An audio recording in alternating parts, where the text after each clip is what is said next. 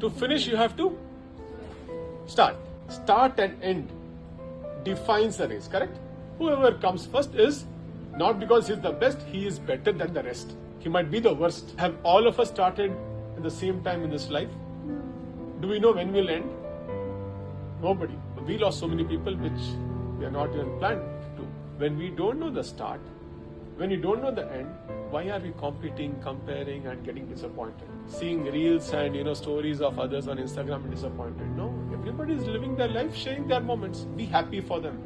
Be part of their happiness and let them be part of your happiness. Don't compare and be sorrowful.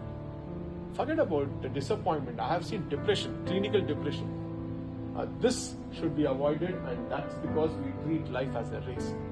Better than her, better than in terms of grade, in terms of salary, in terms of lifestyle. No, we all have our own life. Let us lead this life as a journey, and that is the beauty of life.